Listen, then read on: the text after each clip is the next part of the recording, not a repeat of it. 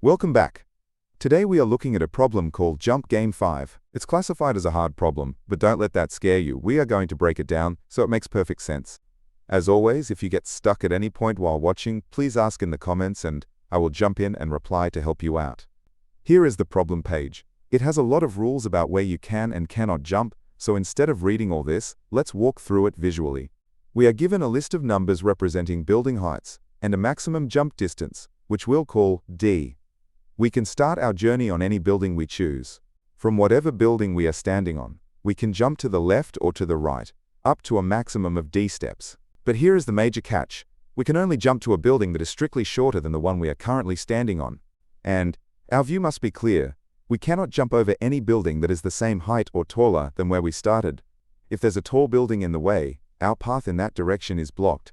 Keeping all those rules in mind, our goal is to find the absolute longest chain of jumps we can make and return the total number of buildings visited. Let's figure out how to solve this.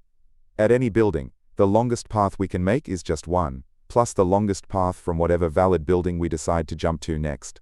You might think we can just loop through the array from left to right to build up our answers. But because we can jump both left and right, the answer for a building might depend on a building we haven't even visited yet. A standard loop won't work well here. So we use a depth-first search. We will pick a building, explore every single valid jump we can make from it, and see how far we can get down each path.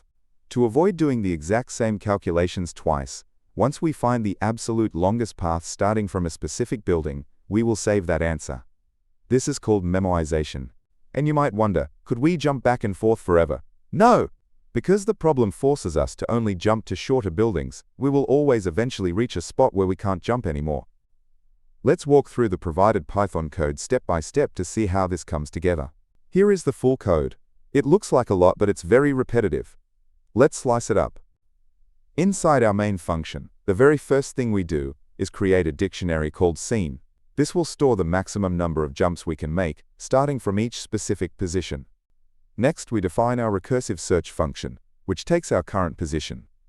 If we've already figured out the answer for this spot, we just return. Otherwise, we start our jump count at 1, meaning we just count the building we are currently standing on. Now we need to check all possible jumps to the left. We set up a while loop that steps backward. We make sure we don't go past the start of the list, that our jump distance doesn't go over our limit called D, and that the building we land on is strictly shorter than where we started. Inside that loop, we call our search function on that left building to find out how far it can go.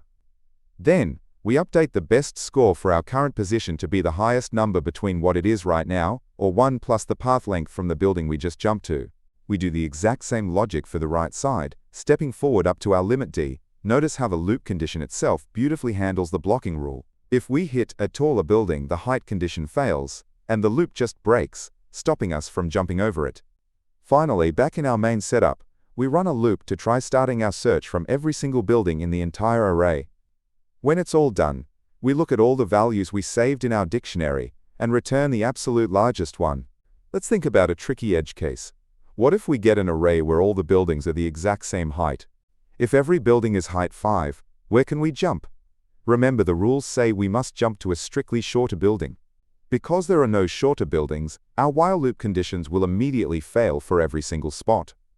The search function will simply return 1 for every index, which is exactly correct since we can't make any jumps. Our code handles this perfectly without any extra checks. Let's talk about the time and space complexity as shown in the original editorial. The time complexity is big O of n times dE, where n is the total number of buildings. This is because for every building, we look at a maximum of D neighbors. The space complexity is order n to store our dictionary and the recursive call stack. We'll look at the solutions for other languages in just a second. But I want to quickly mention why this channel looks and sounds the way it does. You can probably tell this is narrated by AI. I actually built this system for myself so I could generate clear, instant explanations the moment a daily problem drops to help myself learn faster. I upload them here in case they help you too. Because of that, I don't put any YouTube ads in these videos, and I don't take any sponsorships. I've also changed the format of these videos a bit to be faster paced with less text on screen. Please let me know in the comments if you like this style, and remember to ask any questions you have about the problem there too. Alright, as promised, here are the full solutions for Java, C++, and JavaScript. Instead of pausing and typing these out, You can just go to leetcodeunlocked.com via the link in the description to copy and paste the exact code directly. Here is the full solution in Java. It uses a standard integer array for memoization instead of a dictionary. Next up, here is the C++ version, utilizing a lambda function for the depth-first search. And finally, here is the solution in JavaScript. To wrap it up, the big takeaways here are that saving our work turns an incredibly slow search into a fast one. And because the problem forces us to always jump to smaller numbers, we naturally avoid endless cycles. Before we finish up, I want to mention I have another channel called Leetcode Unlocked. I'm on a mission to eventually post a solution for literally every single Leetcode problem on the platform. If you want to study problems outside of just the daily challenge, make sure to check it out. If you want to help support that goal of covering every problem, you can donate at buymeaboba.com/LeetCodeDaily. Also, please make sure to like, subscribe, and turn on notifications. Keep coding, and I'll catch you in the next one.